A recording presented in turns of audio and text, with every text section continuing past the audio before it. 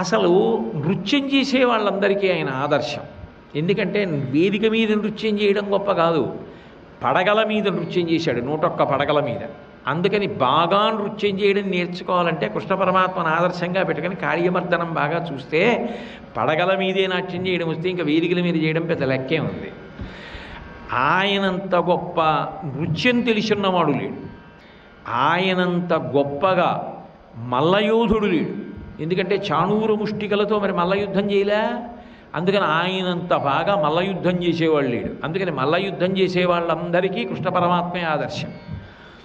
ఆయనంత స్థాయికి ఎదగాలి అని కోరుకుంటారు. ఆయనంత మంచి స్నేహితుడు లేడు. అర్జునుడి పట్ల కుచేలుడి పట్ల ఎంత స్నేహభావం ప్రకటించాడు, ఆయన లాంటి ఉత్తమ బంధువు లేడు. వృష్ణివంశీకులందరినీ ఎంత ఆదరించాడు, అంత గొప్ప బంధువు లేడు. ఆయన లాంటి అన్నగారు లేడు. సుభద్రని నిజంగా ఎంత ఆదరించాడు. మహాభారతంలో సుభద్రా పరిణయం జరుగుతుంటే అన్నగారంటే ఇలా ఉండాలి కదా అనిపిస్తుంది. చెల్లెలి దగ్గర అన్నగారిగా అలా ఉన్నాడు. భర్త అంటే ఇలా ఉండాలి కదా అనిపిస్తుంది. ఆయన రుక్మిణీదేవితో ప్రవర్తించిన తీరు, సత్యభామతో ప్రవర్తించిన తీరు చదివితే ఓ భర్త అంటే ఇంత అందంగా ఉండాలా ఉందనిపిస్తుంది.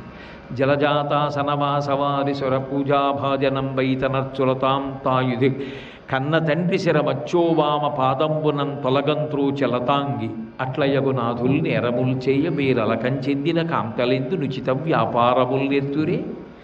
సత్యభామ కోపం వచ్చి ఏకంగా ఆయన కిరీటాన్నే తన్నేస్తే తెరియం దెబ్బలాడలేదు, ఎప్పుడెక్కడెలా ఉండాలో అలా ఉన్నాడు.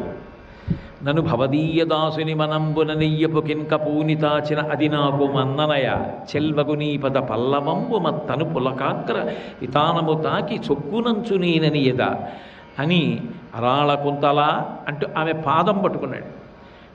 ఒక భర్తగా భార్యతో ప్రవర్తించడంలో సౌకుమార్యం అంటే ఎలా ఉండాలి అంటే కృష్ణ భగవానుడిని చూసి నేర్చుకోవాలి. మీరు ఎవరికైనా ఆదర్శము అని చెప్పాలి అంటే కృష్ణుడే. ఆయన లాంటి సంగీత విద్వాంసుడు లేడు. ఎందుకంటే ఆయన అర్ధరాత్రి యమునానదీ తీరంలో నిలబడి వేణువు ఊదితే సమస్త ప్రాణులు కట్లు తెంచుకొని పరిగెడతాయి ఆయన దగ్గరికి. ఆయన లాంటి సంగీత విద్వాంసుడు ఎక్కడున్నాడు? ఆయన కానిది, ఆయన చెయ్యనిది లోకంలో లేదు. అందుకే కృష్ణ పరమాత్మ యొక్క అవతారం అందరికీ ఆదర్శప్రాయమే. అందరూ సంతోషించే అవతారం శ్రీకృష్ణ అవతారం. అందుకే అది పరిపూర్ణ అవతారం. అందుకే ద్వాపరే వాసుదేవశ్చ కలౌ శ్రీవేంకటనాయక.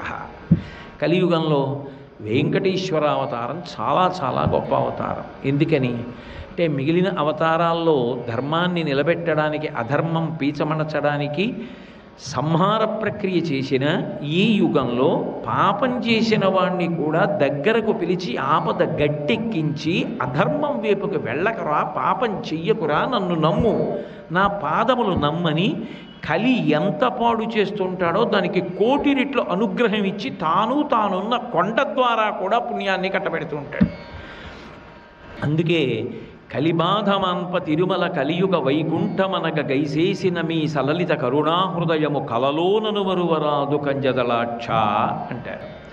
కలలో కూడా శ్రీ వెంకటేశ్వరావతారం యొక్క అనుగ్రహ విశేషాన్ని మరిచిపోవడం ఎవరికీ సాధ్యం కాదు. అంత గొప్ప అవతారం కలియుగంలో వెంకటేశ్వర అవతారం. మీరు ఈ అవతారములకు సంబంధించిన విశేషాలు కొన్ని గమనిస్తే అద్భుతములు కొన్ని జరుగుతూ ఉంటాయి. శ్రీరామావతారంలో ఒక అద్భుతం జరిగింది. రామచంద్రమూర్తి, పరశురాముడు ఒకరికి ఒకరు ఎదురుపడ్డారు. రాముడెవరు? విష్ణువాంశ. పరశురాముడెవరు? విష్ణువాంశ. 2 అవతారాలే. ఒక అవతారం ఒక అవతారానికి ఎదురుపడింది. రామావతారం పరశురాముడి దగ్గర ఉన్న విష్ణు శాపాన్ని తాను అందుకుంది. అంటే ఒకే భగవంతుడు 2 రూపాలతో కలుసుకున్నాడు అనుకోండి, అది ఎంత ఆశ్చర్యకరంగా ఉంటుంది. ఒక వ్యక్తి 2 పాత్రలు పోషించినట్టు ఉంటుంది. ఒకే పరమాత్మ 2 రూపాలుగా వచ్చి ఒకళ్ళతో ఒకళ్ళు కలుసుకుని మాట్లాడుకుంటారు. కానీ రామాయణం బాలకాండలో అలా కొంతసేపు ఉంది. తర్వాత పరశురాముడు దక్షిణ దిక్కుకు వెళ్ళిపోయాడు. తర్వాత మహాభారతం ఆరణ్య పర్వంలో ధర్మరాజు గారికి కనపడతాడు. ఎందుకంటే చిరంజీవి ఇప్పటికీ ఉంటాడు. ఆయన దక్షిణ దిక్కులో ఉన్నటువంటి పర్వతాల మీద ఉంటాడు. కానీ కలియుగం దగ్గరికి వచ్చేటప్పటికి మాత్రం ఒక అద్భుతం జరిగింది. సర్వం శ్రీ ఉమామహేశ్వర పరబ్రహ్మార్పణమస్తు. స్వస్తి.